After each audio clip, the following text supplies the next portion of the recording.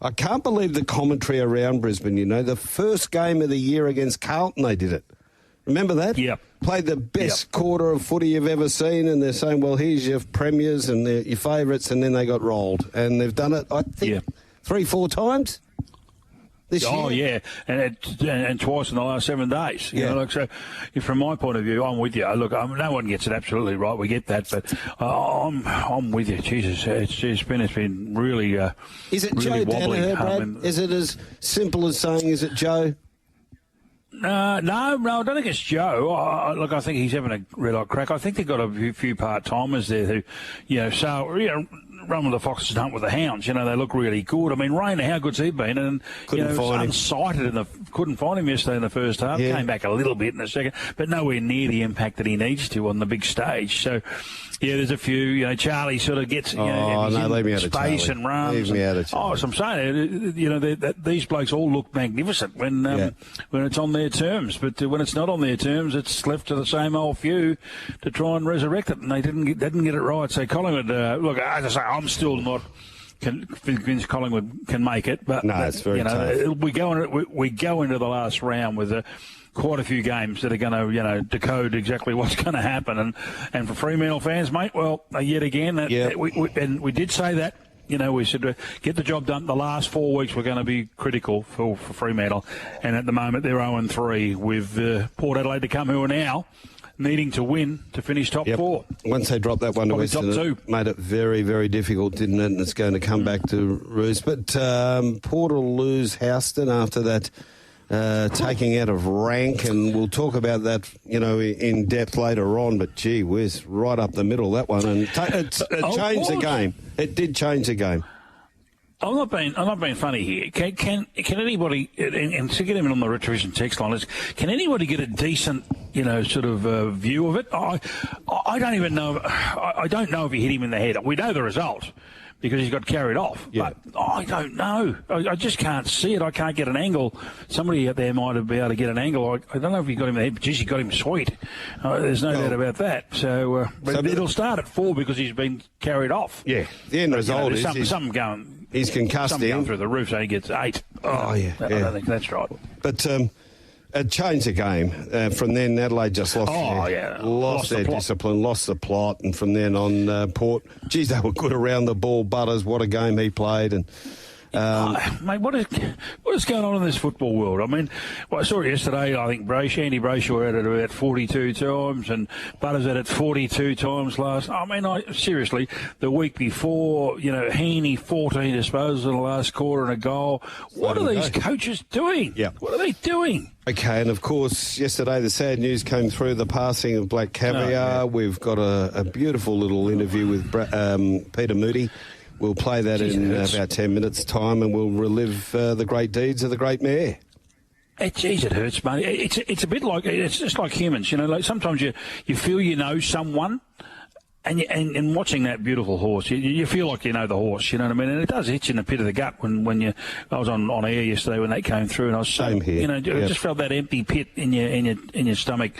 God Almighty. And did we know that? Was she giving foal, or was she? No, she gave birth to a colt by Snitzel, and then after that, she'd had bad laminitis. Complications? Laminitis in the 2 forelegs up front, and they made the decision then to humanely euthanize her. So she just was able to get through to giving birth to the Snitzel colt, and then she was in too much pain, and enough was enough, and she was humanely euthanized. So I used to love watching that. You saw her live, didn't you? I saw her live. I just worked it out 9 times. 9 times I watched her. Yeah, she was just a freak. Yeah. Well, one of ours, the West Australian original, A-list. I mean, how good was he?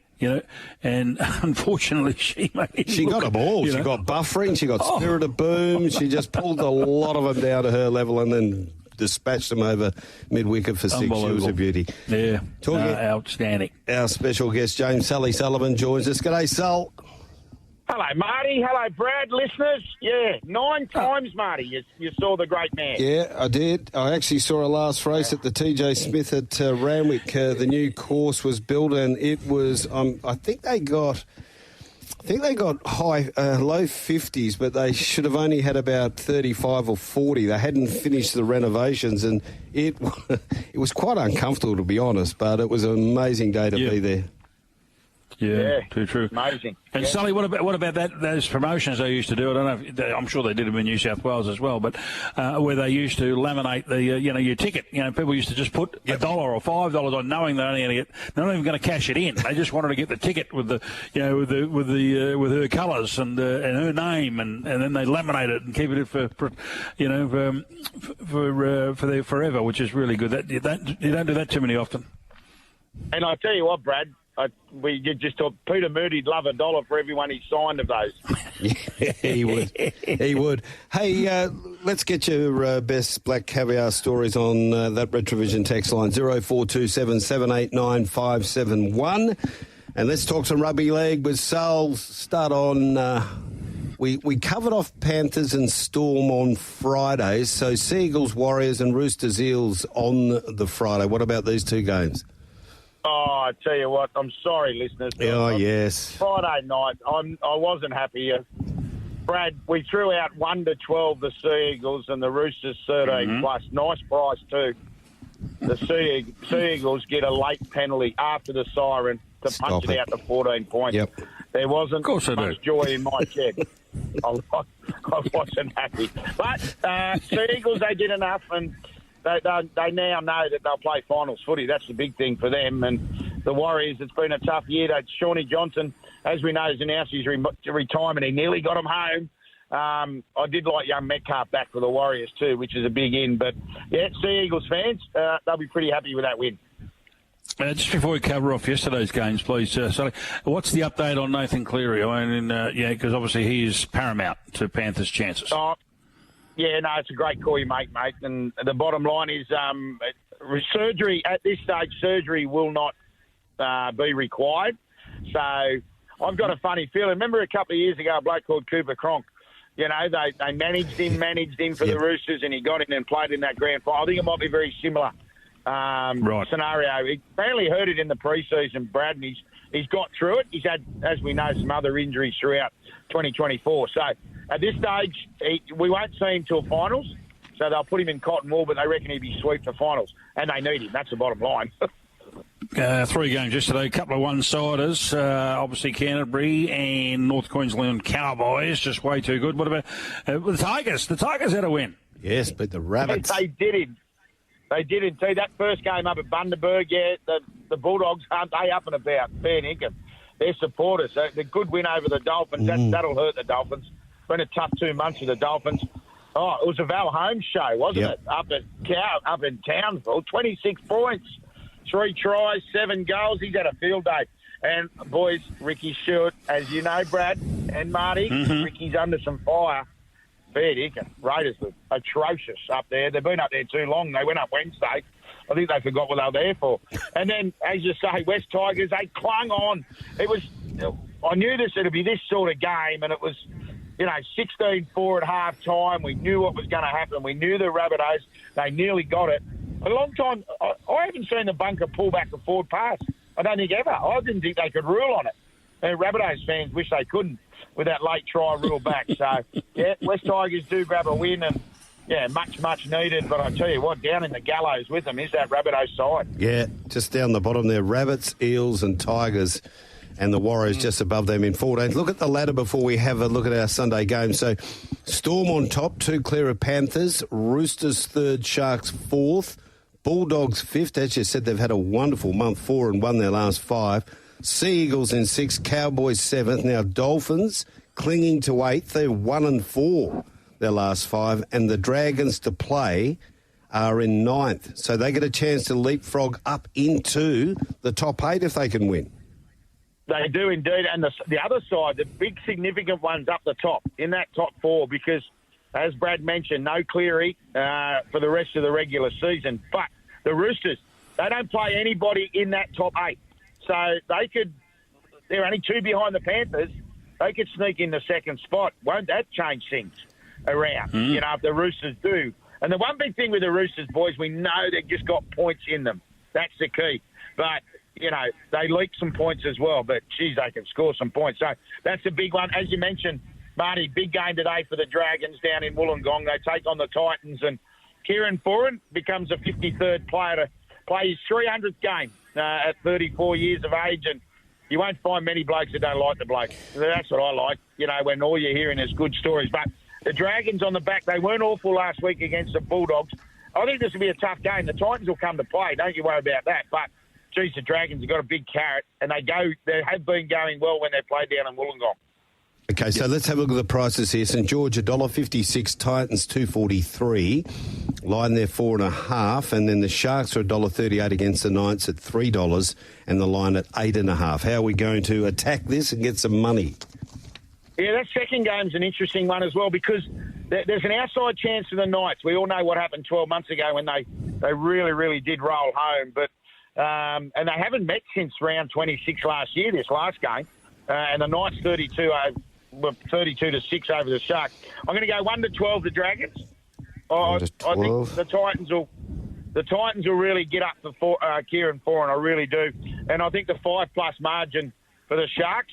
So 1-12, 5+ margin will give us 5.54, and it's Sunday afternoon. I know everybody will be relaxing. Let's do 2 try-scoring ones. I'm going to go a fullback play. So Sloan from the Dragons into Kennedy for the Sharks at 4.27. And then the back row play, I'm going to do it. Luciana Leilua for the Dragons into Nakora, Brenton Nakora for the Sharks, $10.50, boys. $10.50. Ooh, sounds good. Now we've got the big UFC fight on in Perth today. When's Big Darryl and Les going to get in the ring? Well, that's a good point you make. People don't know Les Boyd and, of course, Darryl Broman, a little bit of a... Yeah. And, to be fair, Brad, I was shocked to see Les Boyd named in the Hall of Fame.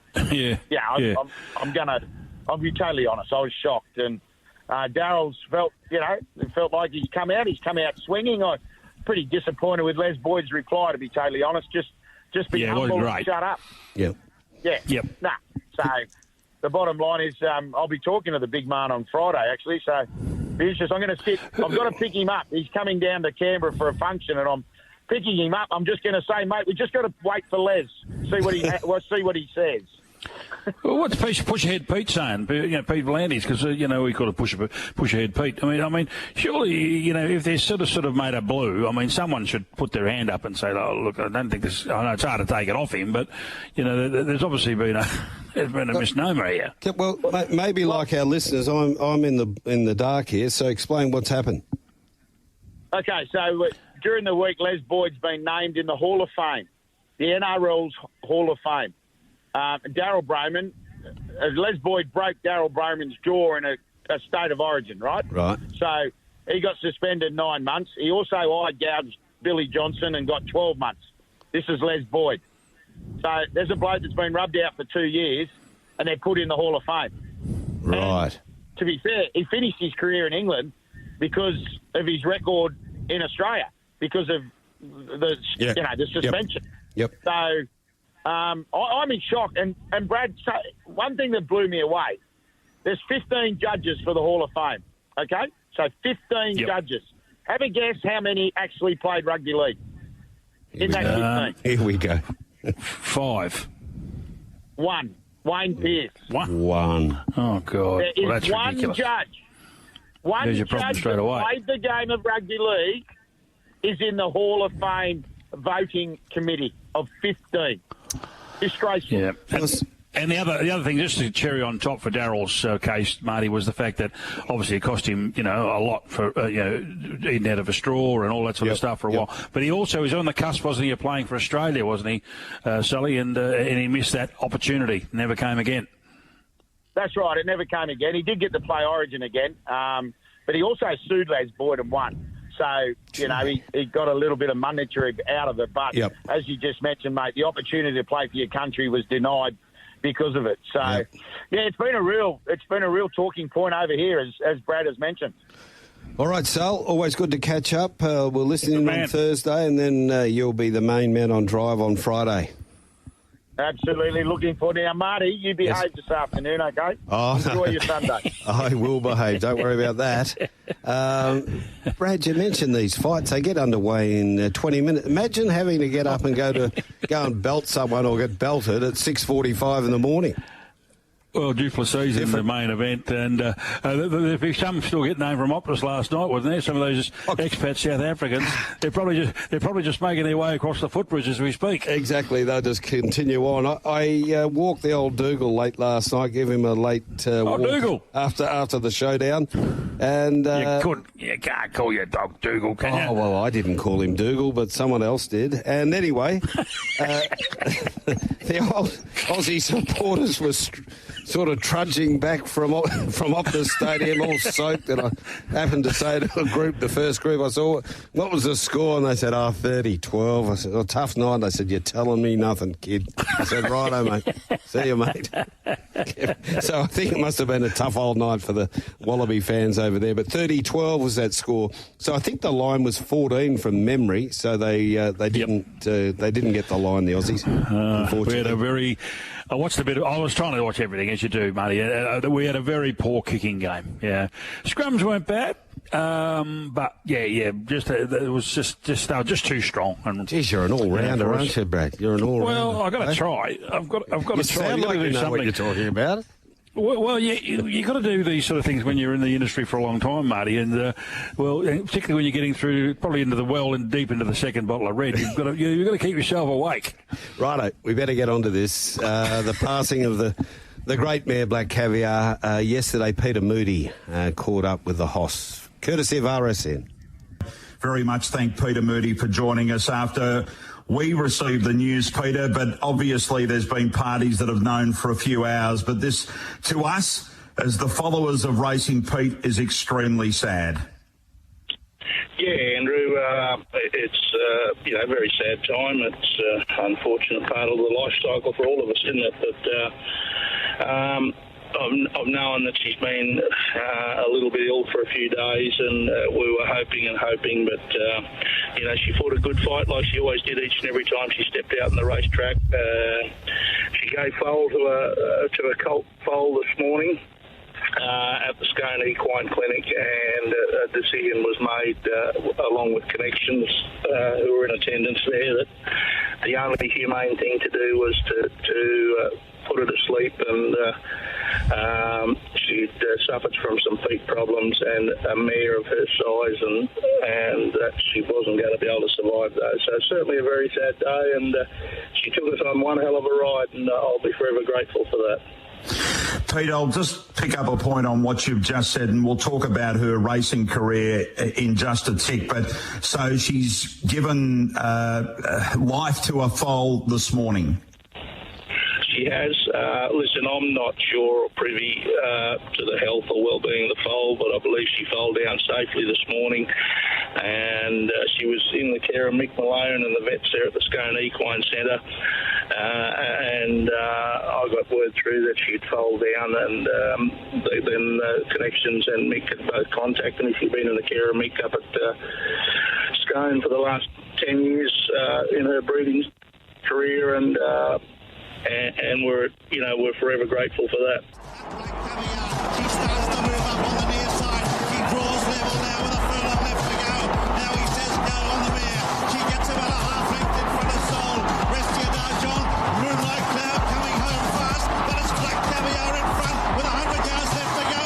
Here's Restia Darjon and Moonlight Cloud. He eases up near the line. Here's Moonlight Cloud. It's tight. Black Caviar and Moonlight Cloud. Sunday morning, Tab Radio Racing and Sport is turned on, and you are listening to the dulcet tones of Marty Young and Brad Hardie on the Aftermath. Yes, about to catch up with Chris Nelson, Bradley.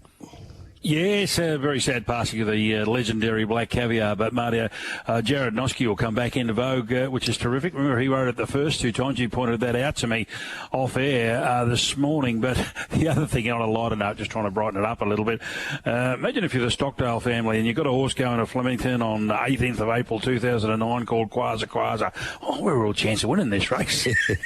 You run into Black her Caviar 5 lengths. And she beats you by 5. Where did she go?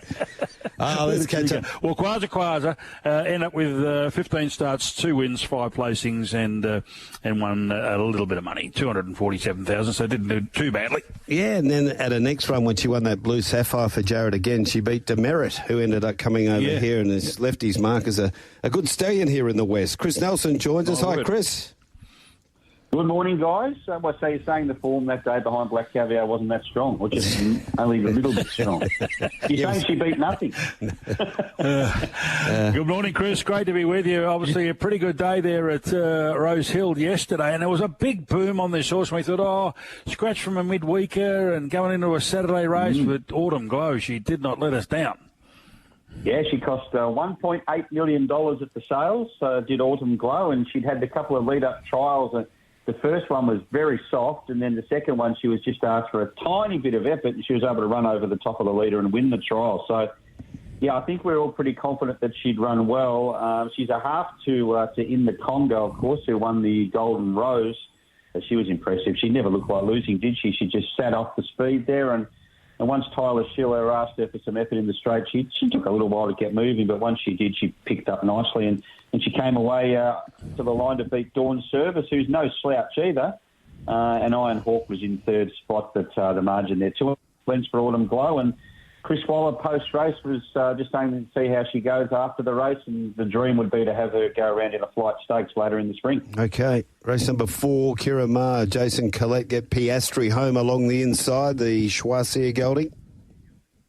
Yeah, just thought I'd mention this race. There's a couple of things out of it, particularly Lost, which we'll get to. But Piastri had the right run, going really well. Won 3 and 4 this prep. Of course, the other 2 were in Victoria. But Kira Ma can shuffle them around the states, and he does a really good job of that. He's got so many bases and places to keep them. Weight of the Stars, led, had the big weight here, 62.5 kilos, and Nash basically cuddled Weight of the Stars as long as he could. At about the 220-metre mark, he had to go, and there wasn't much there, so probably the weight told. But the one I wanted to chat about was Lost, who was very impressive winning first up. There was good money, $350 favourite, too keen for a start. And then I note in the stewards' reports, guys pulled up 1/5 lame as well. So I think we should forgive Lost for that run. What do you think? So did the punters. So arguably his best for the day, they said. How many did he ride, James McDonald? 5. 5, yeah. So, but his best for the day had more problems than Marty and you. Yep, exactly. And that's a lot. Yeah, that is true, mate. Race 5, another good race. Hell of a dancer. It was a terrific win. Yeah, look, I think we all saw a Hell of a dancer 2 starts back. Was very stiff, trying to get out of a pocket, and then had a bit of a break into the last run and was very flat. I think most of us were keen on Hell of a Dancer, but did nothing that day. And look, this time around, had the unimpeded run down the outside where a couple of these others particularly sequestered. Now, I don't know that you could say that sequestered was a good thing beaten, but look, had that horse got clear running earlier in the straight, then I'm sure it would have finished closer than the .72 official margin. So I think we stick with sequestered. Hell of a Dancer. Look, there might be some more races around for Hell of a Dancer before the big guns arrive. Nancy had every possible chance, I thought. Now, Richie Bell said to me the other day, very good judge, Richard Spencer. He said, keep an eye on this young kid, Benjamin Osmond. Now, I haven't actually watched any of his rides. Have you? Yes. Yeah, he goes really well, and he gets rides for Chris Waller too, which is a feather in your cap. I'm not sure if he's indentured to Chris. I don't know. I have no idea there, but, he gets plenty of rides for Chris Waller.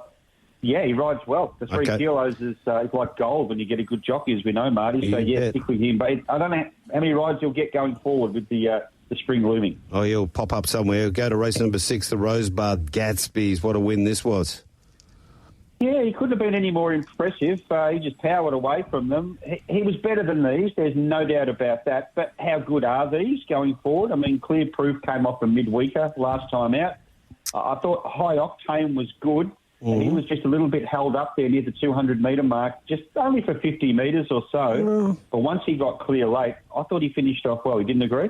No, I think there's a bit of depth in this. Shangri-La Express, we know how good that horse is, and Tarpaulin, I know it had been the winter form, but it had been in good form. So I wouldn't cast too much of a doubt on the form of this race, I don't think. No, you're probably right. But they head to the Rosebud now. Look, probably broadsiding is going to be it's not the Rosebud. The Golden Rose is the ultimate. Broadsiding will be up against that, and I just think of broadsiding and Gatsby's. They might be, I don't know, they might be just completely chalk and cheese. We'll wait and see. But look, he couldn't have been any more impressive. There's no doubt about that. Astapor was good, the Queenslander. Shangri-La Express, I don't know, mate. Interesting to see how all these really good Waterhouse spot 2-year-olds come back as 3-year-olds, won't it? Yeah, good point. I've been thinking the same and keeping a close eye on them as well. The ultimate gear change for race 8. Tom Kitten, who rode that horse? J-Mac, who else? Oh, right, of course he did. Well, now, yeah, go on. No, Chris. Okay, now Tom Kitten. Now, I loved his trial. I thought he looked a lot sharper than he had at his previous prep. Now, previous prep, he was trained to run 2,400 metres, so he really didn't do a lot early on, and he probably copped a couple of bad rides along the way there, a bit of bad luck, Tom Kitten. But his trial this time was a lot sharper, and he beat the likes of Fangirl. I know none of them were pushed out, but he beat the likes of Fangirl and others quite comfortably. He'd had that gear change. He was going around here in a race which was well within his grasp. Most of these are lengths below him, so he should have won. And he did win. So where he goes from here remains to be seen. I think James Cummings is going to stick to handicaps at this stage. Doesn't want to be tackling weight for age races while he's got a lowish rating. So, yeah, he did everything he should have done, and good on him. It's good to see him back winning. Roma Avenue in the last. Tell us about this one. I'm only mentioning this race because I should just hand it over to Brad here with High Blue Sea because, I think you're a bit stiff. 3 wide, no cover, loomed up, hit the lead, the 100-metre mark, still in front, 50 metres to go. The jockey's whip, Tyler Schiller's whip, got knocked out of his hand. You mightn't have known that one. Of course it did. The 100-metre mark as well. Yeah. No, he knew. You probably saw it go flying. He caught it. You were stiff. The winner was big odds. Got through late. I feel for you. Did you want to add anything to that before I get on to another horse in the race? No, I've got a bucket here. That's enough. Norda Biscay ran last. I was very keen on this, and his first up run was really good. He led. That was not the intention. He folded up like a deck of cards, but he did pull up lane both hind legs. So we'll give him another go next time. Let's go north, Doomben to soft 7. So a few of these were, throughout the day were untried on this sort of ground. But race 1, Defiant Boom. Ooh. Yeah, it was a funny sort of meeting. Some handled it, some didn't. They got away from the fence and they were near the fence. I don't know, form-wise. But look, this 3-year-old was impressive, winning the first Defiant Boom. Stuart Kendrick and Bailey Wheeler. Bailey's riding really well. I think there's plenty of merit in the win because Defiant Boom had to work very hard. All the paces at in the first half of the race, and he was out there 2 wide. There's plenty of pressure on. Had to try and get across that leader or that one on the fence, which he couldn't. But stuck on really well all the way down the straight and just held off Mr. Babalewski. So I mean, they're no stars, but this time of the year in Brisbane, I'd say Defiant Boom can win another race. Okay, and Rock Ribbed in race number 7. Tony Gollan, he's going to be a special guest between 7 and 8. So give us an insight into this win by Rock Ribbed. He's a ripper, Rock Ribbed. He's come up from interstate. He's had a handful of runs this prep. Now, the only failure, and you couldn't call it a failure, was at Rockhampton in the Rocky Newmarket, where he was drawn a wide gate and ended up wide. And we know Rocky, you can't be wide over 1,300 metres. You're gone. That home turn comes up too quickly. So that was forgivable, and ever since he's been really good, and he did all the work up the front last start yesterday. His previous run, he got a good trip along the fence, but he did plenty of work yesterday, and he was able to hold them off. Secret Plan, a horse you guys know, ran well again. Viminel closed off quite well. There was a lot of people running around telling you that Viminel was going to win this race yesterday. He just got too far back and did run on quite well, and Hatchet was absolutely poor. Goes in the sack pile after that. Just stayed in the same position the whole race. So very disappointing was that Hatchet. But Tony Gollan, he's training plenty of winners lately. You get plenty out of Tony when you chat to him later. He's going very well. It's the first time I've ever heard that one. Chris stayed in the same position for the whole race. He did. I know, because I was watching. Just never moved. Marty. Just stayed there. 4 lengths off the winner for the whole race. Didn't go back. 3.59 to be exact. Didn't go forward. He just stayed there. Fair enough. Oh, that's enough to put a line through, and that's terrible, terrible news. Chris, what about horses to follow? Well, those two out of Doomben, Defiant, Boom, and probably Viminell going forward. Certainly not Hatchet. And Rose Hill, of course, Autumn Glow, and I thought High Octane was worth following as well. You want a tip for today, guys? Yeah, love some. All right, the Poly track at the Sunshine Coast, smallish field, so we don't have a lot of value, but I think race 5, number 6, Miss Miriam, is the bet of the day. She has been busting to get out over a trip. She gets to a mile today. She hasn't seen the Poly, but that won't stop her. So race 5, number 6, Miss Miriam, the best. Mm-hmm. And I think race 4, number 1, I Am Voodoo, can still win with his 62 kilos. So they're the two for me, but very keen race 5, number 6. Nice it all up there. 5, 6. You're right, you are Voodoo. 4. Hey, Chris, we'll listen in on Wednesday and then Saturday morning. It's must-listen radio with you and the big fella Nathan, that Queensland Racing preview. We might have some more meetings next week. So we had a quiet week this week in Queensland with all the rain. So now it's your turn. All the best, Chris. Thanks, mate. Thanks, guys. Quick break. On the Aftermath, you're listening to Marty Young and Brad Hardie on Tab Radio Racing and Sport. Yes, and we welcome along Racetrack Ralphy. A very good morning. Good morning, boys. Good day of racing at Caulfield yesterday, and of course, sad day overall for the sport with the passing of the mighty mare by Caviar. No doubt about that. But what about you? You sold the games at Traeger Park in Alice Springs, and now you're going to sell more to Carrara, are you? Where you're going to play up there now, are you? Your home games. Yeah, that's our new home ground. We're members the members stand up. Tally ho the D's. Hey, a couple of things there on that, Ralphie. In all seriousness, I want your best Black Caviar moment, your memory. Our listeners have been asked to get involved on the Retrovision text line along those lines as well. But gee, after such a tumultuous week and all the media hype that went against your team, gee, that was a terrific effort to go up there and win that match. Yeah, it reminded me. I think it's Mark McClure who's got a great saying about bad sides do meetings and good sides do actions. And you can talk all you like, but if you put it out in the park, that's what they did. And I think a lot of the talk was disrespectful to genuine greats of the club and of the AFL. I mean, Max Gordon's going to end up in the Hall of Fame, you'd think, but also Jack Viney and the rest of the team went with them. So good on them. I personally wish Simon Goodwood would say more in the media, because what happens if you don't say more during the good times? They get you on the bad times, as you guys well know. Black Caviar?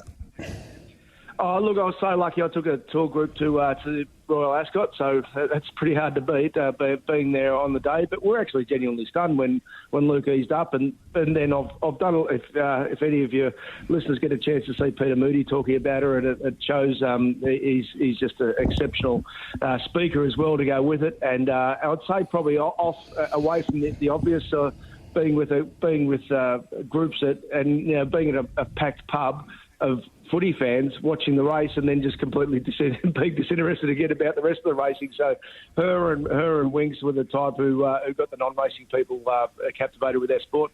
Yeah, that is for sure. No doubt about that. Caulfield yesterday, Ralphie, we were a little bit worried about a weather cell going through, but it didn't affect the track. A good 4, and race 1 we kicked off with a little deep.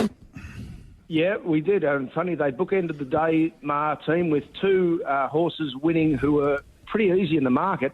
Perfect Ride, Jayla Kennedy. I really think she's going to make the next step in the senior ranks. She's really nailing the briefs, and on these type of days, I think this is what really sorts out the apprentices from the real promising apprentices from the rest, because they if they can do it on the big stage on the Saturdays, they can generally do it at any stage. So yeah, a little deep, really good return win. I was surprised at her price, thankfully, because she got a terrific first up profile, and I would say Sunset Dreaming was needing more than 1,100 after being unlucky last start. But just another reminder, beware the unlucky runner. But yeah, good win, another a little deep. Well, this run of Ben Will and JD Hayes continues on, and it started again yesterday. Caulfield would rise at dawn in the second. Yeah, they just keep them up and winning. We'll get to another one later. But this was race shape dependent, and it was always going to be hard to run down under that circumstance. I wouldn't drop off the stablemate devoted by any stretch of the imagination. No. I think it was looking for a truly run race. Yep. And Kennel Hill needs 2,000. So I think absolutely perfect circumstance for Rise of Dawn. Don't know if we'll win again, but we're talking about the Hayes boys, and they keep them up and they keep them going. Yeah, race 3 was a very competitive betting race, and there was had a good push for the winner, Lover Zoo. Yeah, well, I mean, we black booked it after Caulfield. What she's got is a turn of foot. She needed it yesterday to get out of that pocket. Well done, Gollan and Zephan, not panicking, and she could probably win again, benchmark 78. But you would think the one, and it's a pretty obvious one, but put a big circle around Le Mans. It was $13 race morning, import, first start, hadn't done much of the trials, and then really smashed the line and was back through the morning. So importantly, the stable expected it, but it's also got a profile of better further. So it's an obvious one, but I think Le Mans is one of the black bookers from the meeting. I reckon Blake Shin would have looked across when Loverzoo went past and thought, how the hell has she done that? Because he put her in the best pocket ever. Wow. Exactly. Race 4, it was the Hayes boys again with beast mode, this time Ryan Houston riding. Yeah. So let me underline something about the track. Now, it played really well because the rain that was going to hit didn't, and they'd kept the hoses in the shed, thankfully. So the track's played perfectly for the first time in months. So good on Caulfield for getting it right. And why I wanted to say that was the best lanes at Caulfield when the rail's out 9 metres is about 3 to 4 off, except if you're flying up front, and then everything's too tight to catch you. So well done, Ryan Houston and the Hayes boys for getting their tactics spot on. This horse is, a bit of a distanced out, but he got the others too tight, as well as horses like Go to Hollywood, 10 Commandments, Mancier, I can keep going, Amigo. They all found a wall that they couldn't get through. But, all honours the horse that makes its own luck on the speed, but pretty basic benchmark race. I think one of your black bookers will come out of this race, but it didn't quite win. But Band of Brothers, Damian Lane, Matthew Elton. Well, yeah, no. I'll say, and the reason for that is, so there was a few 1100 races on the day. What was it? It was 4. This was clearly the slowest, and Band of Brothers and Let's Face the Music ran 1-2 at that Bendigo race. I think these aren't the colts that we want to be following, and we've got real apples to apples because the next race we'll go straight onto it because Drifting made its own luck out in front. It was first up. It's going to improve again. The Tassie horse, but it's pretty well exposed, that Tassie horse, so it chased hard. But I would want to be of this group of the 2 races. Drifting's the one I think is going to keep going from this, and I think they generally though the rest of them might be the B graders. Arkansas, with all due respect that we're meant to say. Yeah. Arkansas Kid wins the Regal Roller for Luke Curry. Beautiful ride.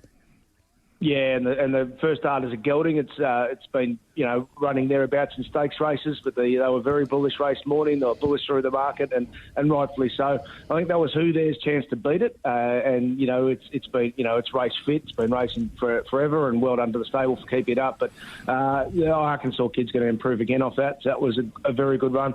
Mautai, they got the tactics wrong here. So Linda was said afterwards she wanted to be neutral, but instead she was just too far back. So this is a horse who I think will rebound hard, particularly in a similar sort of just a listed handicap. No harder, but I think Mautai can rebound.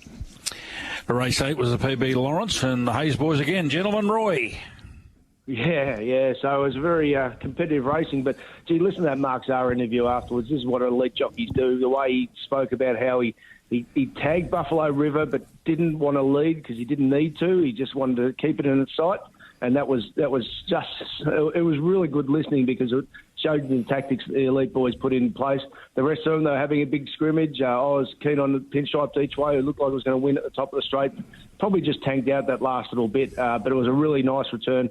That the jump out said it was going to be, and Pericles was okay. He had to switch back to the inside when there was no room. So a few of these runners were okay, but I'd say Pinstriped is the one that in that Dardo in 2 weeks' time.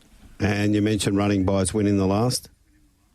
Running By was super. Now let's take this into account. It was only just inferior time-wise to the Lawrence, or with well exposed, good class stakes horses. This horse was friendless in the market, and then runs not far below that time. It would have been 3rd or 4th in the Lawrence in a ratings benchmark 84. So she's going to keep winning, and I wouldn't be at all surprised if she makes a race like the Empire Rose her own. So she's definitely one of the horses to follow, as is Arkansas Kid from the winners. Mm-hmm. From those who got beaten, I'd say Le Mans and Pinstriped. I said Dardo in 2 weeks. It's in 3 weeks actually. So Pinstriped in 3 weeks and Le Mans next start. Racetrack Ralphy at racetrackralphy.com.au. That's the place to get all the information. Thanks for coming on the program this morning, as always. On your Ralphie. Good on you, boys. Go D's. Yes, there he is, Racetrack Ralphy. We've got a big show lined up after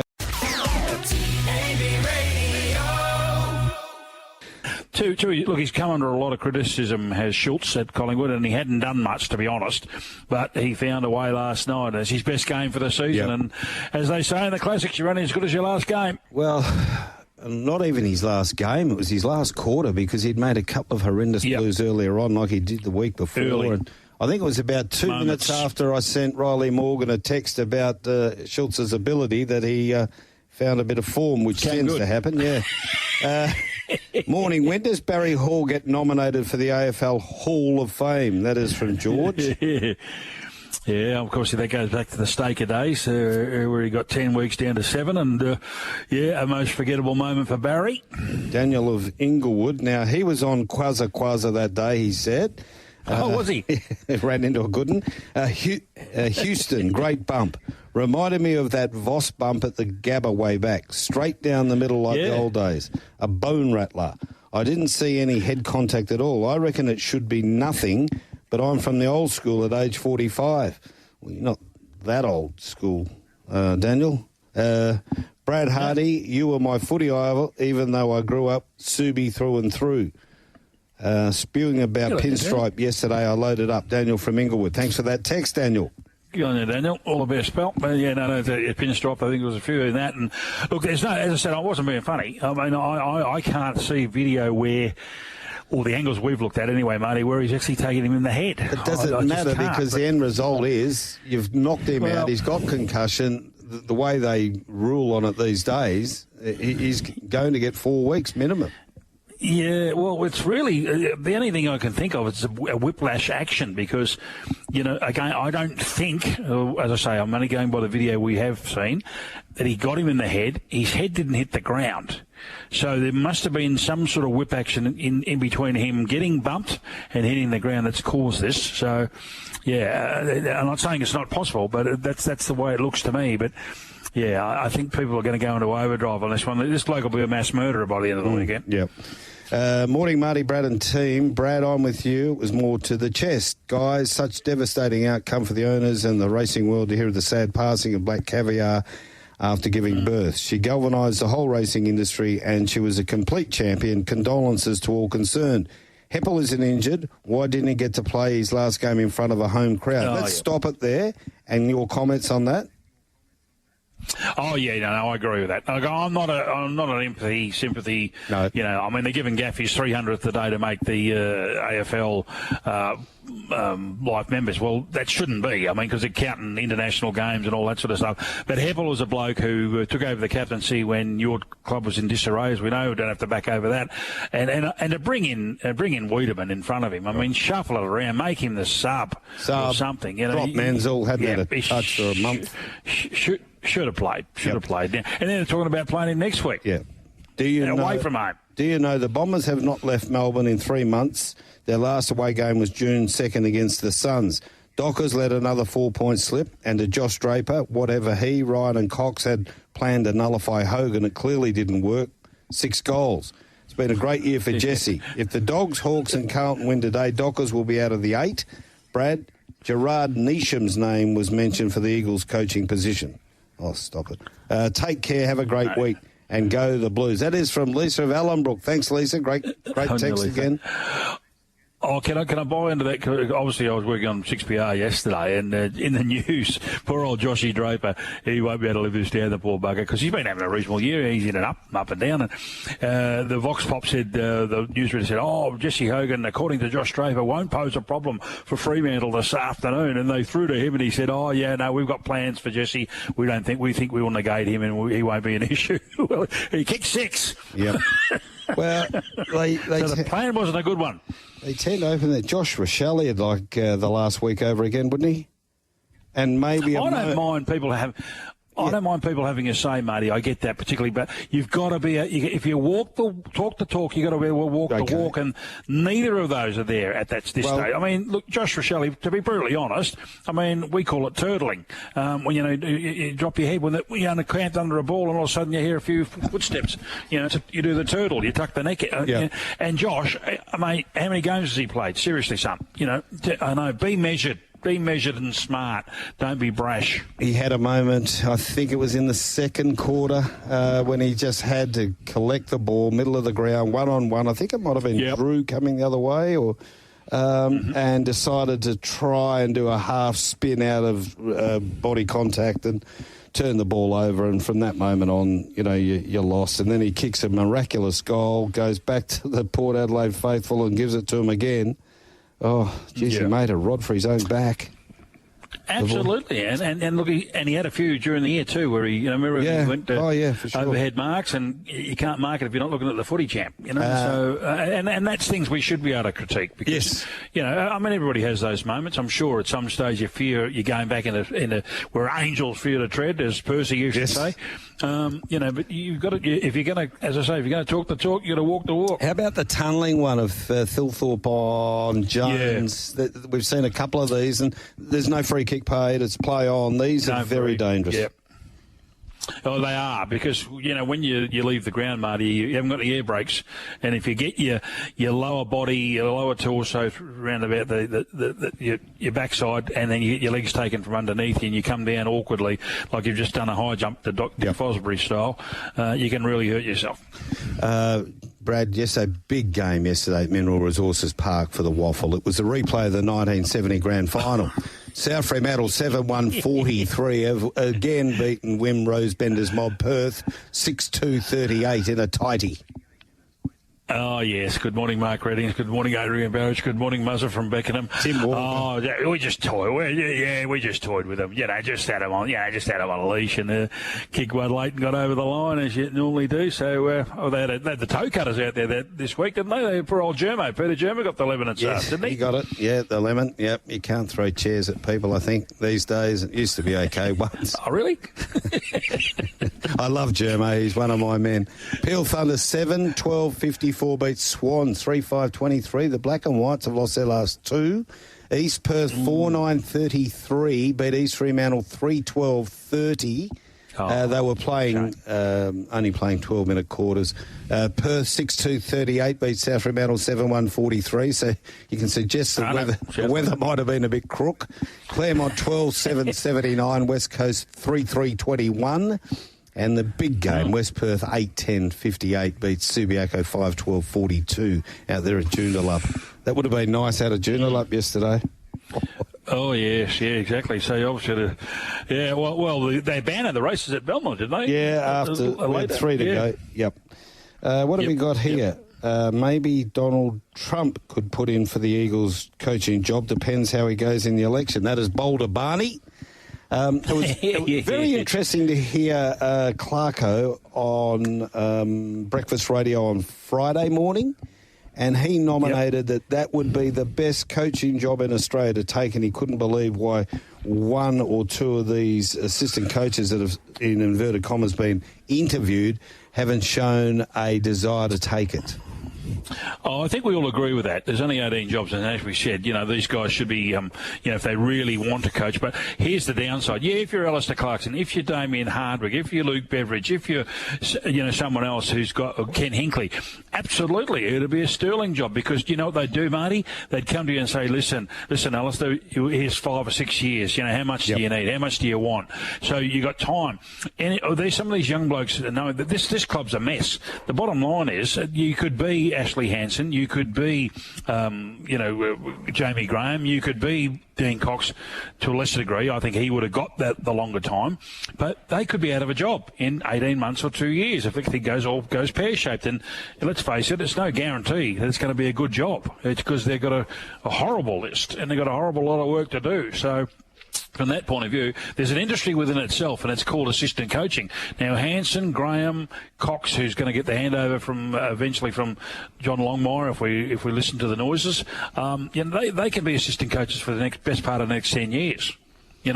So what do you want to do? Put your balls on the line and lose your job in 18 months because you don't have the right cattle, or do you want to stay in the job which is safe and secure for the next 5 to 10 years? So it's a pretty easy decision. I call it the Mike Ellis effect. Just be very careful when you take that step from assistant to coach, because if it doesn't work out, then it all turns to what. Well, on next Saturday night in Adelaide, we've got the National Distance and Sprint Finals, and Chris Halse is coming up to talk about West Don Booney next. Racing. Jumping quickly near the inside was 90 Mile Rose, also showing speed out wide was West on Booney, who works across along with Sage to Neil, and Sage to Neil finds the arm. West on Booney works into second, then followed by 90 Mile Rose, flying through as they swing into the front straight. Behind them, Sky Manelli. Well back was Miss Ronnie Mack along with Penny Magic. Last of all was Chloe Ant as they go towards the back straight, and Sage to Neil races clear out by 3 on West on Booney, then followed by Sky Manelli. Well back behind them was Flying Fruiter along with it. 90 Mile Rose off the back straight though. Sage to Neil out in front by 3. In second place was West on Booney. Sky Manelli as they start to swing. Sage to Neil getting tired. West on Booney to the outside. Sage to Neil in front. Here comes Booney. West on Booney over the top. Flashing late Sky Manelli. West on Booney represents WA. Second in was Sky Manelli. 90 Mile Rose. There it is, the package calling West on Booney winning and heads to Adelaide. And Chris Halse joins us. Hi, Chris. Good morning, guys. How are you? We're well. Yourself? How's West on Booney going as he prepares for this big challenge coming up on Saturday? Yeah, look, he's going along a lot better this week than he was for the distance final over here. We had actually just got off the phone. Linda flew to Adelaide on Friday, and he just trialled him this morning, and we trialled him over a distance which they call like a box to box, where they go out of the 700 boxes, run like about a 550 and set off the 600, split down the back, and we pull him up on the arm near the 500 boxes. So, and he's only gone about 3 lengths off the record down the back there this morning apparently. So he's going super apparently. So Linda's pretty chuffed when she phoned me a little while ago. Brilliant, Chris Brad, mate. Congratulations. Chris Brad, mate, congratulations, all the best next week. Just take us through that process, how you're getting the dog across there, etc., because I think it'd be of interest to the listeners.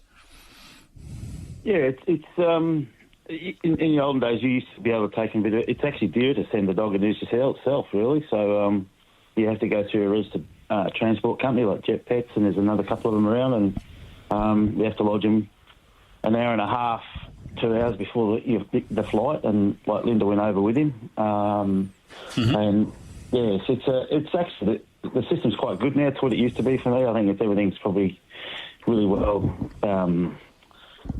They got good protocols in place for all the dogs, making sure everything is well for them on the way over and whatnot. So, it's not that bad. It's just a lot more expensive than it used to be in the old days. Yeah, okay, Chris. So, tell us, why is he better now than before when we heard him winning that replay? It was probably not like going to 720 for us was.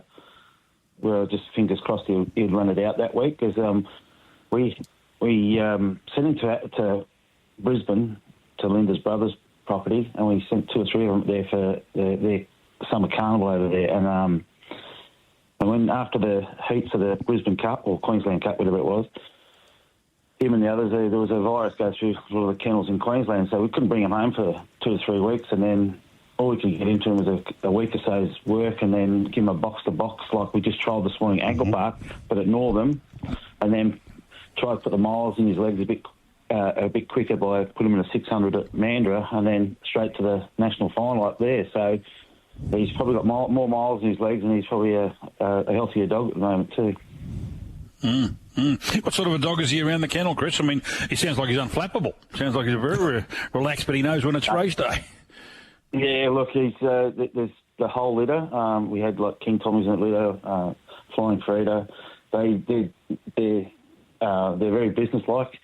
Linda said the kennel she's in over there at the moment, he's the quietest dog. Doesn't get up when you walk in the kennel block. He's in quite a large kennel over there of Kim Johnston's. And but when you get him out, it's game on. So everything they do is, they're just real business-like, the whole lot of them, and they know what they're there for, sort of thing. So they're easy lot to train. They're very clean, very quiet around the kennels, and the moment you get them out of the kennel, they know it's game time.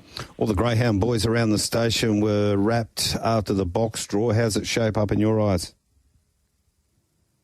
Look, I'm not overly familiar with a lot of the runners, but yeah, look, it's better than, I suppose, you want to draw either 1 and 2 or 8 when you're going to a final. For me, it's like you don't want to get cluttered down on the fence either. There's always that involved, but he's a pretty versatile dog. I think he's won a Group 2 over 500, a Group 1 over 700, so he sort of knows what he's doing now. And yeah, it's he'll probably he's probably worried about a lot of things at box draws, but he probably takes that worry out of it because he's a good trier. Yeah, good. And no doubt you've done the analysis of the race itself. Who can you tell the listeners maybe the hardest to beat? Look, there's the New South Wales dog and the Queensland dog are going to be the two hardest to beat. The key to the race would probably, there's a bit of speed in the race with the South Australia, a lot of speed in the race, I should say, early, which I hope carts him along. The South Australian dog and the Tassie dog, they got lots of speed, so you just hope he follows them around, and he'd probably be a bit stronger than them, and hopefully, he does the right thing, and, he just hopes the Queensland dog is an amazing dog. It's won over $1 million, so hopefully you're far enough in front of that to hold that out at the end. Valpolicella for Tony Zammit. Yeah, that's the one. I was trying to think of its name, but I knew it was a mouthful on a Sunday morning, I tell you. So, having, been to Queensland, have you seen this dog up close and personal? Do you know much about him, Valpolicella? No, I know the trainer. Tony Zammit. Tony. Yep. Yeah, I've known him a long time, so but the dog will be thoroughly well prepared for the race, and he's obviously the hardest to beat because he's the dog with the runs on the board sort of thing. Yeah. The track, is that where he trialled today? Yeah, at Angle Park this morning. Yeah. So Halse. It was only about 2 minutes before I went on the air with you guys that trialled, so it was encouraging. If it tell you something, then yes. 10 minutes earlier. Yeah, that's big news. Brilliant. And Linda's over there. And then when do you go across? I'm going across on Thursday night, and then we'll spend the weekend over there and catch up with friends of that. There's a bit of a function on the Friday, and then off to the race this Saturday. So looking forward to it, actually. Got any runners? I know you cross-coders, you mob. Oh, look. Yeah, Linda's got lots of runners lately. Linda's involved with one with Justin Warwick, Glasgow Lass that won at Belmont last week, and we got Don't Wait for Luck up at Cow, and there's quite a few actually, and I've got a couple with Harrow and whatnot. So there's plenty on. Yeah, good. It's good you spread the love, Chris. All the best for Saturday. Let's hope. Good luck, Chris. Don Booney can get the result in the distance final. Cheers. Thanks very much for having me, guys. There he is, Chris Halse. Absolute ripping chap, and him and Linda, they do a terrific job. And wow, maybe this time next Sunday they'll be down at Glenelg there in that little precinct down there having a celebratory breakfast brunch. Not a bad place to be, I've got to say. Love it down there in Glenelg. Beautiful place, yeah. Very nice. Another one coming here for Black Caviar. They said, we love watching Black Caviar wherever she ran. Haven't got a favourite memory, just her as a whole. There you go. For the great mare Black Caviar. Time for a break. It's almost 7:30. Every Sunday morning, like a lullaby to a baby's ear, Marty Young and Brad Hardie entertaining you on the Aftermath on Tab Radio Racing and Sport. Viminelli's a length and a half away, so Rock Ribbed in front, felt for second, Secret Plan. Zuma California's been wide. A sneak away from Hatchet. The inside there is Rousseau, and wide around is Atlantic Ocean. 300 metres left to run. Rock Ribbed in front, second outside, Secret Plan. About a length away, Zuma California's been wide. They're clear from Hatchet, but Rock Ribbed in front, led the way, trying hard, Secret Plan. Down the outside, Zuma California. Rock Ribbed is just in front. Secret Plan lunging late. Rock Ribbed in front. Got in. Rock Ribbed a half head to Secret Plan. Yeah, good win there, Rock Ribbed. Beats ex-West Aussie Secret Plan. Tony Gollan, who trains Rock Ribbed, joins us on the Aftermath. A very good morning, Tony. Yeah, good morning, guys. We got Brad Hardie over in Melbourne as well. He's a Rock Ribbed fan. Yeah, I'm a big fan, Tony. Well done. Congratulations. He's come along nicely. He's a terrific competitor. Yeah, he is. He's very competitive sort of horse. He's been great since he got up here. He really only blotted his copybook the once when he took him to Rockhampton, and he just got a really awful run, got off a bad gate. But every other run apart from that has been fantastic since he's moved north. And what sort of degree of confidence did you have going into yesterday's race? Yeah, I was pretty confident. I mean, I guess in the morning when the track was a heavy 9, his heavy stats weren't great, but I probably felt, we were getting that beautiful Queensland weather, about 28 degrees with a bit of a breeze yesterday. It was terrific, and probably anticipated the track would get to where it did, just probably into the soft range. And I thought if it did that, he could handle that sort of ground. He's fit well. I thought he'd make his own luck sort of up on pace, and provided we could be in the right part of the track. He looked hard to beat all the way through, really. Plans for him going forward? Just keep going through these benchmark races? Yeah, I think so. I think he's beautifully placed off season. Like we're into our off season racing here, and horses like him, they're worth their weight in gold. They put themselves in good positions, and he's very good anywhere from 1,200 to 1,400. So we'll just keep popping him through the grades. And Emily's claim yesterday was really good on him, and we can utilise that again. How did he come to you, Tony? I think he came from down south, and I remember backing him one day at Ipswich, and he was just outstanding that day, and he's gone on bigger and better, as you say. Yeah, he's a good winner, Ipswich, wasn't he? He just tugged his way up to him that day, and I don't know how we got him, really. A guy I know in Brisbane for quite a while. He must have had a part sharing him with his mates, and they decided to shift him away from Victoria, and we got him up here, and he hasn't been all that smooth sailing. I mean, most of the tried horses aren't, I guess. There's always a few little odds and ends you got to do with them, and we give him a good break, which is a lot of times these horses don't get that. So give him a good spell up the farm and brought him back, and so just worked our way with him. But he's been terrific. He's a really willing horse, and he's got good ability. Well, race number 6, Daytona, Gundown Brereton, for a stable Quinella. Tell us about this race. Yeah, he's pretty tricky, Daytona. He's not the punter's pal, I don't think. He's more the bookie's sort of favourite, this horse. But he ended up being the favourite, so the bookies win again. But he's got that racing pattern where he likes to get back and relax and run on, and that's not always favourable to the outcome, unfortunately. But he was good yesterday. He got through the ground, and he deserved to win. We always say horses deserve to win, I guess, when they've been unlucky a while. But he certainly did, much to the punter's dismay, I'd say, yesterday. Brereton didn't lose any admirers, though?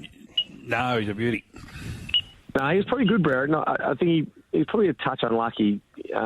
Emily he's rolled off a smidgen on the corner and just chased that long shot thing in front a little bit and left him a bit vulnerable late. It was a bit busy, that finish, wasn't it? With Daytona had the fresh leg plate. But Brereton's been good. He's a horse that didn't have a very good win record because he's been facing in much better races in Victoria and got up here to easier grade. And you just see that will he's got to win. He gets that head out low, and he wants to attack the line. So there's definitely more wins in store for a horse like Brereton. Tony, it goes without saying you're a great trainer, but I love your honesty too. I mean, I think it was last campaign for Daytona. I think you put the blame back on yourself, didn't you, at one stage, just sort of saying, well, maybe you might have got something wrong. Yeah, I totally got him wrong. I had the wrong gear in him. I was riding him upside down, and I just couldn't get my head around where he needed to be honest. And this preparation, everything's been about just making sure he relaxes and breathes and finished off. And the one day they rode him a touch forward, which was off a good barrier. It was his only bad run. His whole preparation, he has not run one bad race except for when he was ridden forward. And that's just not his go. He's got a really distinct pattern. He really is a one-trick pony in how you have to ride him. And because of that pattern, I guess he can be unlucky sometimes more than not. But, last prep, I totally balls it up. I apologise to the owners for that. And I think we've got it somewhat right this prep, but which is good. Okay, you combine with Angela Jones to win on Set to Shine earlier on in the day. We spoke with Angela on Drive a couple of weeks ago, thanks to your help setting that one up. She's a terrific interview, and, she's riding the lights out for your stable and others. Yeah, I think she's just riding in unbelievable fashion. She's off on holidays for a week or so now, Ange, after the weekend, and much deserved. She's a terrific young lady, as you guys would have got a glimpse of in your interview with her. I don't think anyone up here is riding any better than her at the moment. She's gone through the tough times, I guess. The first year out of your claim is always a hard year, and she's come through that. She's one of the few kids, I guess, after the Winter Carnival, when the better riders have been here, she's really improved off it. I think she's going super. Set to Shine, she's going really well. She's an honest little horse, and this time of the year is great. She's a well-related mare, being a full to Hootson. Doesn't share any of her full sister's early speed over the 1,000 metres sort of trips, but now she's at the 1,400. She's a real little beauty, so fantastic to get a win for the Hardies, and like I said, great to see Ange riding winners because she's a remarkable young lady doing a great job. Yeah, soft 7, so some handle it, some don't, but obviously it did, and she lifted that. It was on the, boxing, it was on the canvas, wasn't it, 200 out?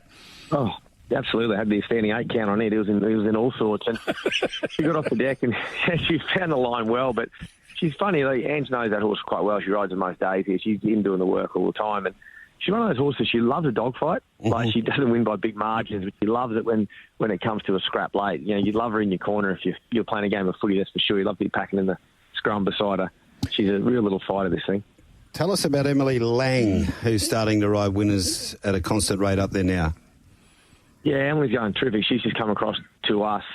She's a Metro Claim kid now. She's done the hard yards in the country and provincial circuit and linked up with our stable now. I think she's going to have a good season. She's just finding a way, starting to fit into the week in, week out riding of the Metro level. And I think the more she settles into it, the better she'll be. She's a very gifted young rider. She's got a fair bit ahead of her. Like most kids, just got to relax and just evolve as the season goes on. But I think you'll hear a lot more about Emily Lang over the coming years. She's a terrific young rider, and she can easily follow in Anne Jones's footsteps, no problem. Tony, our punters listening in there, they love a winner or a coming winner. Have you got something in the next 7 days they should keep their eye out on? No, we've got a lot. I'm looking forward to our team down south. They got Golden Boom at Moonee Valley next Saturday. I think he's going terrific. He's travelled down really well. I'll pop down and have a look at him at Cranbourne in the morning. But I think a horse like him down there at listed level around the valley 1,000 metres, I think you'd pay to follow him down south. Okay, Tone, just before you go, I just want to replay this race if you listen in. Racing from Spirit of Boom, deeper out third, and then Lucky Grey fourth. They're followed then by Linton, a Good Barbar and Faulkner, who's in the middle. Up the side they race. Karuta Queen only narrowly now from Black Caviar. Spirit of Boom staying on. Lucky Grey still handy enough fourth the inside, and they're followed then by Faulkner, Good Barbar, and Linton last on the inside. Nolan hasn't asked yet. And Karuta Queen coming to the turn about a neck in front. He's idling on the outside on Black Caviar, and now he gives her a bit of rain, and Black Caviar strides to the lead ahead of Karuta Queen. She's broken the field up, and before they knew it, she was 3 lengths in front, Black Caviar now from Karuta Queen and Lucky Grey. But this is brutal power wrapped in an elegant machine, and Black Caviar strides away to win it by 4 lengths. Karuta Queen getting home. Faulkner will grab third ahead of Linton and Lucky Grey. Okay, you're involved in that particular race because you had Spirit of Boom involved there. Your thoughts as we heard the news yesterday that Black Caviar had left us? Yeah, I was like losing a national treasure, isn't it? I had the privilege of being in races where she was in, and I don't know if privilege or not at the time. I didn't think it was, so I kind of knew I was really going to go there and be one place back where I was actually going to run. She was just unbeatable. She was an unbelievable racehorse to watch. Be involved in races that she was in was pretty special. But yeah, no, it's pretty sad news yesterday. I think, like I said, it's like losing a national treasure. She did things for our sport that very few horses can do, if any, actually. Thanks for coming on the program today. Terrific and continued success, Tony. Thanks, guys. Have a great Sunday. Bye. Yeah, he's a beauty, Tony Gollan. You could talk to him all day. We've got one here regarding Black Caviar on the text line. In my 20 years of working TAB, the 3 horses that would cause the tab to overflow with people when they came in to punt or just watch were Northerly, Black Caviar and Winks. Those days are gone now with the way we bet and view races. That is from Suey. So, yeah, well done, Sue. Suey? Yeah, long time. Yeah, the fighting tiger. Yeah, well, he was as well. And Winks, we all know, she's still very fresh in our memory. Oh, but yeah. Yeah, I can imagine the TABs would have been overflowing when either of those 3 were going to race. Talk about racing. Well, you always worry, don't you? You always worry, don't you, when you see a champion like Black Caviar, say, will we ever see another one? And we had Makybe Diva before that, didn't we? Will we ever see another one? And then along comes Black Caviar, and then along comes Winks, and and Northerly. There's no shortage of supply of great champions in the equine field. It was interesting, and we've got young Zephan Johnston-Porter about to join us, but I just wanted to touch that interview that we played with Peter Moody, recorded yesterday with Hoss Bensley, and he did say that he hoped.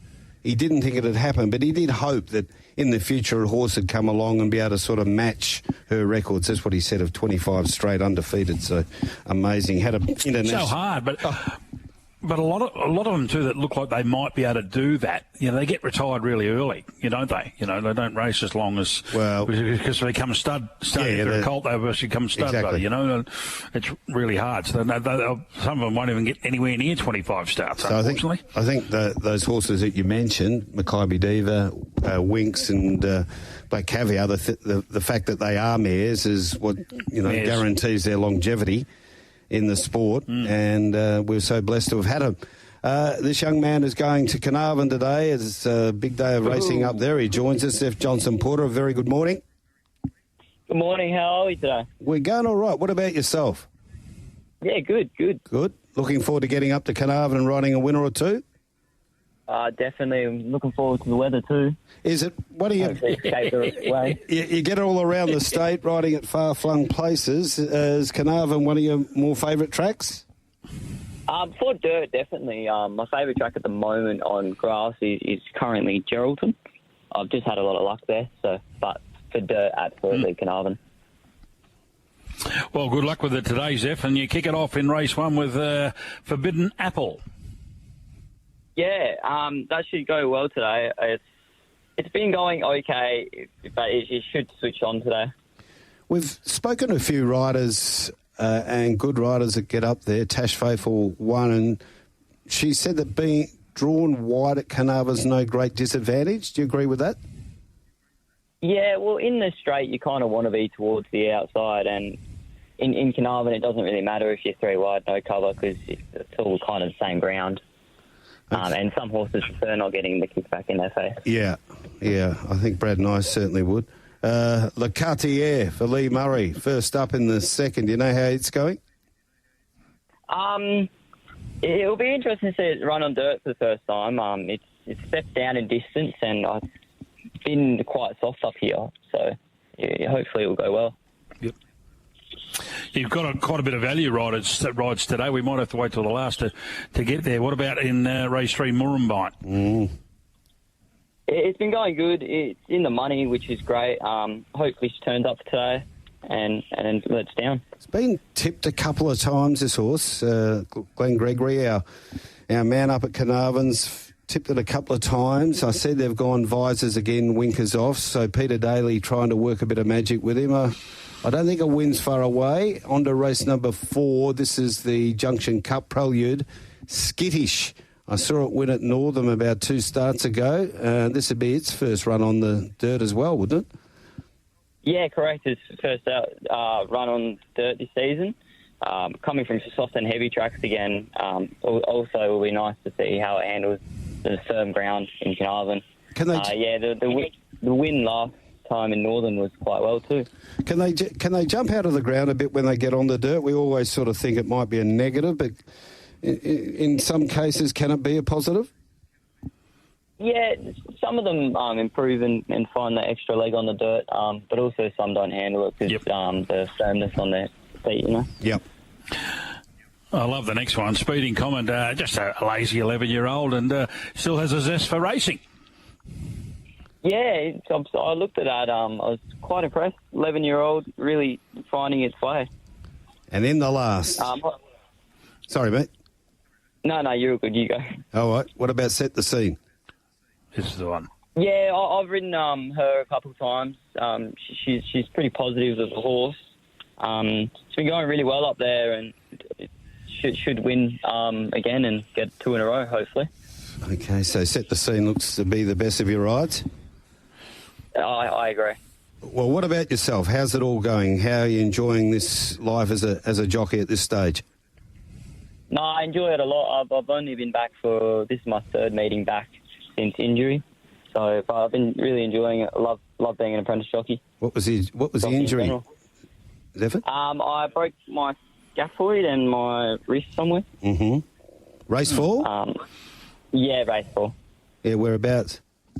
In Narrogin. It was like March the 14th, I think. Yeah. So how about the recovery for that, recuperation? Obviously, wrist area, very important for a jockey. Yeah, well, it took a lot longer than I thought, to be honest. But it's come back well, and hopefully we'll have no issues with it in the future because it gave enough time to heal. So if it goes without saying, I mean, you're a travelling Wilbury because you go anywhere to ride, and obviously we know you love riding. So, but it must be a little bit of a novelty for you because you could be in Kalgoorlie, you could be at Narrogin, you could be Carnarvon today. It's never boring. No, definitely. I think that's quite one of the best parts. I get to go anywhere I really please and ride wherever. Imagine this, Brad and Zeph, and it's probably happened to you a few times. If you go out and about, meet a young lady and they don't know too much about the horse racing industry and you start to explain on what you do for a job, they go, what the? Wouldn't they? Yeah, it would be a bit like that, wouldn't it? You're like you're Port Hedland one day, Bunbury the next, off to Pinjarra. Oh, no, tomorrow I'm going to Kalgoorlie tomorrow. What are you going there for? There's a race meeting on. Yeah. Hey, Zeph, the Johnston-Porter name going particularly well. And let's hope that you can follow in the footsteps and continue to etch out a very promising career as a jockey in the saddle. No, thank you. See you later, mate. Yeah. There he is, ZJP, brother of CJP. Yeah. Now, shy and reserved, but he'll get there. Have you heard anything about Indy Ruler's tactics in race 4 yesterday? David Dawesville. We'll cover that off with the boys on Racing Rewind.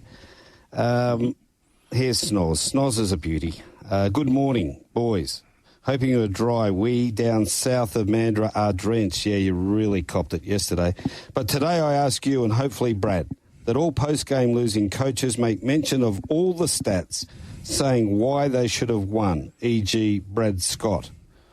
With all the surrounding coaches, it seems that they rely on stats, not positional moves. The only stat that counts is on the scoreboard from Snozzer.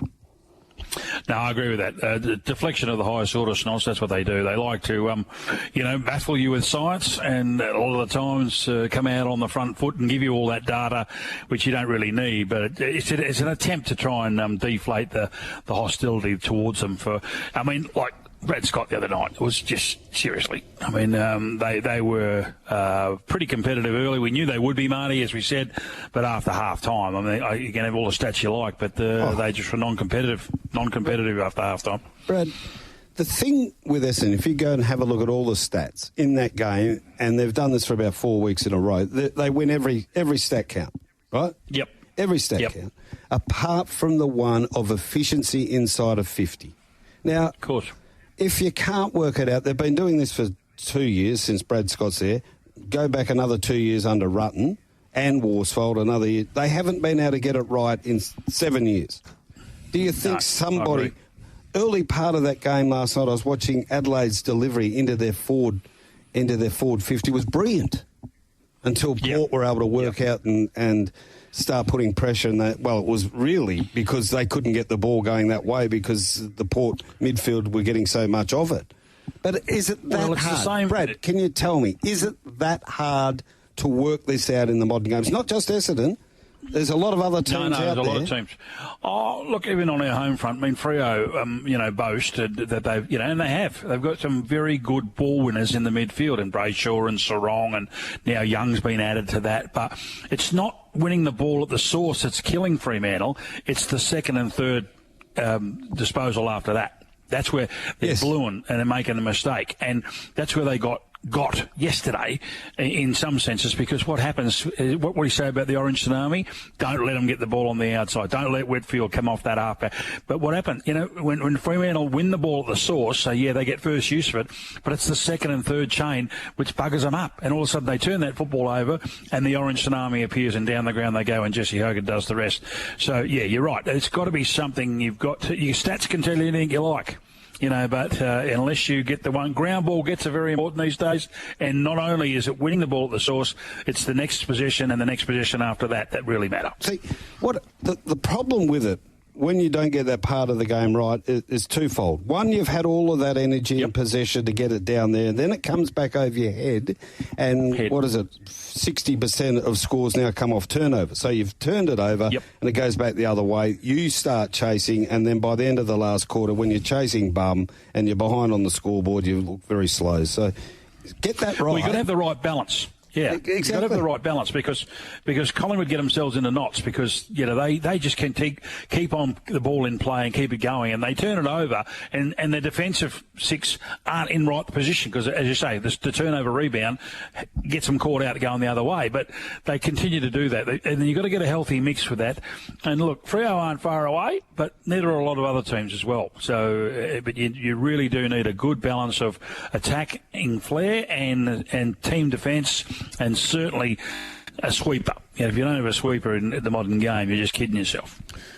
Text here from Ryan. He wanted your take on St Kilda's win over Geelong last night.